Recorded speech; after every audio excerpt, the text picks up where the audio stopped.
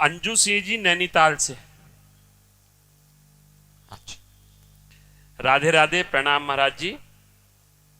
आपने गरुड़ पुराण पर बोलते हुए पिछले सत्संग में काफी भयावह विवरण किया है। श्रीमद् भागवत पंचम स्कंद नरकों का वर्णन। कौन बोल रहा है? गरुड़ पुराण से नहीं, श्रीमद् भागवत पंचम स्कंद नरकों का वर्णन श्री सुखदेव जी महाराज परीक्षित को कह रहे हैं। भयावह क्या? जैसे कर्म किए जाते हैं, भयावह कर्म किए जाते हैं तो उनका फल भयावह होता है।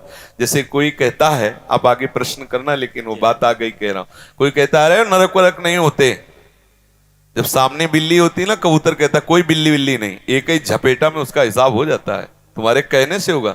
अरे बोले कोई पुलिस वुलिस नहीं, करो मन मानो। जब पकड़ जाते हैं ना, तो जैसे यहाँ नरकों का वर्णन है ना, ऐसे वहां वर्णन है। हम एक मिले थे गंगा किनारे, तो बड़े लंज पुंज, तब वो बता रहे थे कि किसी गैंग में थे, पकड़ गए, अंगुलियां सब चकनाचूर थी। वो बता रहे थे यहाँ लोहे की कीलें गाड़ी जाती, बर्फ की सिल्ली में लिटा के, और जैसे कपड़ा कूटा जाता है ऐसे कूटा जाता है। टट्टी पेशाब सब उसी कमरे में छूट रही है, सड़ रहे हैं, मक्खियां मच्छर सब काट रहे हैं।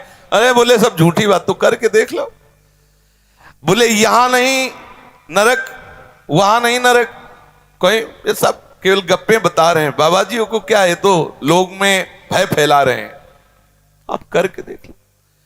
यहां बोले भगवान अगर दंड देना है तो समाज में दंड दें। जानते हो चोर की जब पिटाई होती है ना, तो बंद कमरे में होती है। चाहिए कि समाज में करना चाहिए जिससे शिक्षा हो, लेकिन सिद्धांत है। आप देखो किसी मुजरिम को ले जाते हैं तो कैसे पीटते हैं, सब बंद करके एकांत में भी कस के धुलाई करते, एक एक बात पूछ लेते। ऐसे ही जिसे जैसे हम तिहाड़ जेल नहीं, ऐसे नरक है। ऐसा मान लो कि तिहाड़ जेल एक भारत की जेल है और नरक एक अनंत ब्रह्मांडों की जेल है। जहां से भी अपराध करोगे वहां तुम्हें जाके सजा मिलेगी। तो भयावह क्या? भयावह कर्म ना करो। ये पुलिस है, चोर के लिए भय देने वाली है और आपके लिए निर्भय करने वाली है। आप देखो अगर आप धर्म से चल रहे तो आपको कितना सपोर्ट देते। वो बेचारे धूप में भी खड़े हैं, आपकी गाड़ी निकलवा रहे हैं, वो सब संयम बता रहे हैं जिससे आपको कष्ट ना हो। रात में वो गश्त लगा रहे, जब आप सो रहे होते हो तब वो पूरा दौड़ भाग कर रहे होते हैं। क्या पुलिस भयावह है? पुलिस सुख देने, लेकिन भयावह किनके? जो रात में सेंध करने वाले हैं, वो हारन सुन के ही मोहल्ला छोड़ देंगे, उनको भय लगेगा। भयावह उनके लिए नरक है जो भगवान के सिद्धांत के विरुद्ध आचरण करते हैं। नहीं, नरक और भय ये भक्त की नजर में है नहीं। वो तो मांग कर रहे हैं, कह रहे हैं यत्र यत्र मम जन्म कर्म भी नारके परमे पदे थवा। भक्त तो मांग कर रहा है कि चाहे नरक भेज दो चाहे परम पद भेज दो, मुझे कोई परवाह नहीं, क्योंकि आप हमारे हृदय में हैं। बस खास बात है, आपका चिंतन हो रहा, आपका सुमिरन हो रहा, आपके अपनेपन में, चाहे नरक भेजो चाहे जहां।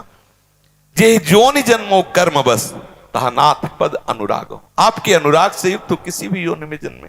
आगे प्रश्न कीजिए। भयावह विवरण किया गया है। पाप कर्मों का पहले भी प्रभु जी ऐसा सुना गया है। प्रश्न ये है कि वो दंड बहुत ज्यादा हैं और फिर जन्म लेने के बाद जो हम भूल जाते हैं और फिर वही विकार घेर लेते हैं। 5 मिनट का बलात्कार, 5 मिनट का, पूरे जीवन की जेल, और इतने से ही मुक्ति नहीं हो गई, इसके बाद भी कुछ होता है। इसीलिए डरो, भयभीत हो और धर्म से चलो। कोई खिलवाड़ थोड़ी है। तुम खेल वो एक ने कहा कि अगर हम मांस नहीं खाएंगे तो हमारे अंदर बल नहीं आएगा, ऐसा नहीं आएगा, वैसा नहीं आएगा। बनो बलवान, वहां एक से एक बलवान तुम्हारे होश ठीक कर देंगे। जैसे तुम यहां जीवों को खा रहे हो ना, तुम अपने बल पुष्टता, शर्म आनी चाहिए। कैसे कैसे राक्षसी स्वभाव के लोग हैं। अरे मांस, बोले तुम भी तो मूली और गाजर पाते हो, उसमें भी तो जीव है। ये हमारे लिए विधान है, शास्त्री कानून है कि तुम पा सकते हो। हमारे लिए विधान किया है भगवान ने। तुम मनुष्य, तुम्हारे लिए बकरा भैंसा राक्षस हो क्या? तुम्हारे लिए विधान है क्या? मूली गाजर जो विधान है, जीवे जीव बिना जीवे नहीं, सिद्धांत है। हमारे लिए विधान है। हमारे लिए गेहूं है, जौ है, चना है, दालें हैं, अन्न है, फल है, मेवा है, मिष्ठान है, दूध है, दही, कितने पदार्थ जरूरी है। जिंदा पशुओं को जलाओ और खाओ तो राक्षस बनो, तो तुम जाओ भोगो जाके। कानून का मतलब क्या? देखो, एक स्त्री है जिसका पाणी ग्रहण विधान से करते हैं, उसको हम अपनी पत्नी रूप में स्वीकार करते हैं। बाजार में घूमो, कोई विरोध नहीं। ना इस लोक में ना परलोक में। हमारी बहन भी स्त्री है, दूसरे की बहन भी स्त्री है, और वही व्यवहार तुम करो तो दंड भोगो, यहां भी जेल भोगो, वहां भी नरक भोगो। बोले स्त्री तो स्त्री है, अरे जी है, लेकिन विधान है। ऐसे ही जीव तो जीव है, लेकिन जी विधान है। तुम्हारे लिए क्या विधान, तुम्हारे लिए क्या विधान है? ये पशुता की बुद्धि तुम्हारी वहीं ठीक होगी। एक हाँ, आप आए रहना से ना बगल में, और तुमसे पूछ रहे तिवारी, तुमसे रहना से ना, वो तो तुम जानते। और क्या नाम था उस ठाकुर का, वो जो सुरेंद्र का भाई है, राघवेंद्र सिंह। देखो ये प्रमाण भी है, नहीं तो होता कि कहानी बता रहे। उसका ऐसा नक्शा था, जिधर से निकले उधर से हाहाकार मचा दो। अगर आप तनिक भी विरोध किए तो बीच बाजार में जूतों से पिटवाएगा। ऐसा उसका मतलब बल विक्रम था। छोटा भाई तो कसाई समझो, हसिया से काट देता चाहे जो कोई हो। ऐसा नक्शा एरिया थर्राता था। हम देखा है और सुना भी है, और परिणाम भी देखा। हो गया एड्स। अब सारी ठकुरी होश में उड़ गई, ऐसे कीड़े मकोड़े की तरह तड़प के और जे भी वो मरा तो छोटे वाले को जानते, जिसे तिनका, ऐसा ऐसा रहा न कोकुल रोवन यार। तो क्या एक कर्म का हिसाब हो गया क्या? नहीं नहीं, ये तो ब्याज है, हिसाब तो आगे होगा, मालिक करेगा हिसाब। इसलिए ये मत माने कोई कि अरे भाई कर्म तो बहुत छोटा, विधान विधान है। हाँ, एक उपाय है, यदि आपने अभी तक गलतियां की और आपको भय लग रहा है, बचना चाहते हो, तो जैसे मुकदमा में साबित हो गया कि तुम सजा के योग्य हो, फांसी की सजा दी गई, तो आप एक उपाय है, राष्ट्रपति से अपील करो, वो माफ कर सकता है। तो भगवान हमारे राष्ट्रपति हैं, राष्ट्रपिता हैं। हम बच्चे, हमसे गलती हो गई, हम अपील करें, अब लो नशानी अब ना नसई हो, तो कह रहे हम त्वाम सर्व पापेभ्यो मोक्षयिष्यामि मा शुचा।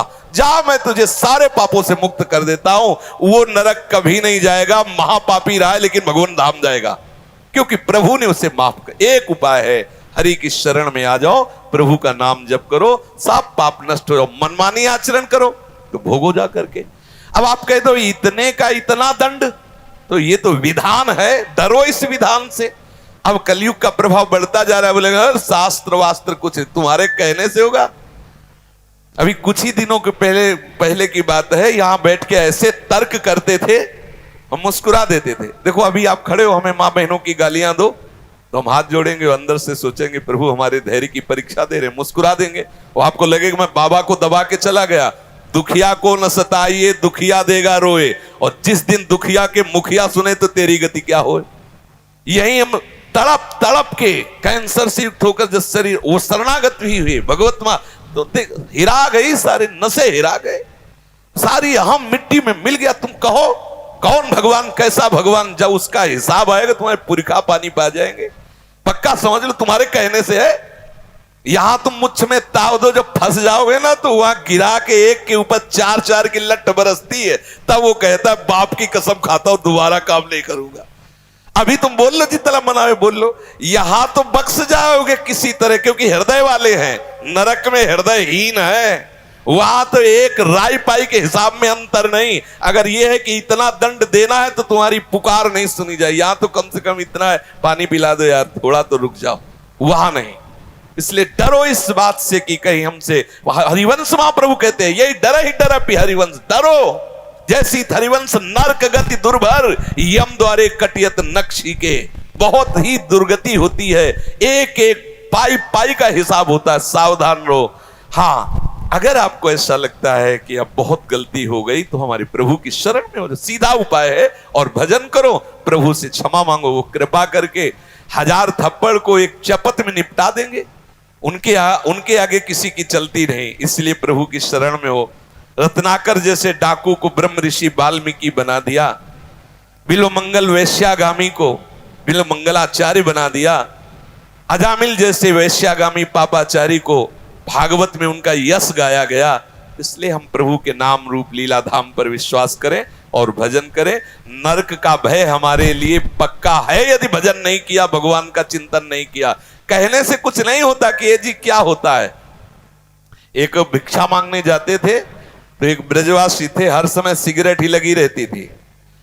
यद्यपि भिक्षा मिलती थी लेकिन बड़ी अवहेलना से। ऐसे एक दिन देखा कि मथुरा में ही एक्सीडेंट हुआ, यहां सब इतने इतने बड़े पत्थर लगे, सरिया पड़ी हो ऐसे। तो जब नजदीक गए तो आंसू चल रहे थे और कह रहे थे कि बाबा क्या हो गया, बिहारी जी ने हमें ऐसा क्यों? अब महीनों का हिसाब, पूरे जीवन भर अब मुझ में ताव नहीं दे सकते, बहुत होश में। ये मत सोचो कोई देख नहीं रहा। आज तुम बुरा कर रहे हो तो तुम्हारे पुण्य खर्चा हो रहे। जिस दिन तुम्हारे पुण्य खत्म हुए, अभी का पाप और पीछे का पाप मिलेगा, कोई त्रिभुवन में नहीं जो तुम्हें बचा सके। फिर सब हाय हाय मचता रहता है। अभी बुद्धि ठिकाने लगा लो और भजन। अगर ये कहो कि भय देते हो तुम संसार को, भय, अच्छा निर्भय होकर के तो ये बलात्कार हो रहा है, निर्भय होकर के तो अत्याचार और हिंसा हो रहे हैं। यदि राष्ट्र का भय, धर्म का भय, शास्त्र का भय, गुरु का भय, तो साफ सावधान पूर्वक धर्मात्मा बनकर चलें। आज निर्भयता बढ़ रही है और शास्त्र और संत और सदगुरुदेव और महापुरुषों की अवहेलना हो रही, उसी का परिणाम बढ़ता चला जा रहा है। आप देखो, जहां ये शासन के इतना करने पर हाथ काट दिए जाएंगे, ऐसा करने पर तुम्हारी आंख फोड़ दी जाएगी, जबान वह हिल जाएगा कि ऐसा कैसे हो रहा है, कहीं भूल हो गई तो ऐसा हो जाएगा। तो ऐसा नहीं, जो भय है वो धर्म पालन के लिए है, जो भय है वो हमें पवित्र बनाने के लिए है, हमें संयम से चलाने के लिए है। वो कोई ऐसे भांग खा के भय नहीं लिखा गया है, वो जो है वही लिखा गया है, जो अपराध है वही। अच्छा आप सोचो, एक आदमी है, तुम्हें दिखाई दे रहा है तुम्हारी बहन को छेड़ रहा है, उसने तो ऐसे छुआ होगा, तुम भी ऐसे छू लो जाके। छेड़ने का मतलब उसने ऐसे छुआ और मुस्कुरा दिया, तो तुम भी छू के मुस्कुरा दो। लेकिन तुम क्या करोगे, 4 लोग मिलकर 50 जूते मारोगे गिरा गिरा के। तो इतना बड़ा दंड ठीक था क्या? हम आपके प्रश्न का उत्तर कर रहे हैं। इतना, अरे उसने ऐसे छू के मुस्कुरा दिया था, तुम भी दोनों तरफ छू लेते, मुस्कुरा देते। लेकिन ऐसा नहीं करते, गिरा के 50 जूता मारते और वो चलने लायक नहीं रहता। क्या हुआ? बोले इतने से मुक्त कर देते, बोले नहीं फिर पुलिस को देते, फिर वहां हिसाब होता है अलग। तो आप सोच लो, इतनी चेष्टा का ये है, तो हमारी तुम्हारी जो चेष्टाएं गुप्त रूप से हो रहे हैं उनका परिणाम कितना लंबा आएगा। इसमें कोई भी गुंजाइश नहीं है मनमानी। जो चाहे बोलो, चाहे भगवान को गाली दो, चाहे हमें गाली दो, चाहे शास्त्र को गाली दो, जब परिणाम आएगा तो तुम्हारे पुरखा तृप्त हो जाएगी, ये पक्की बात है।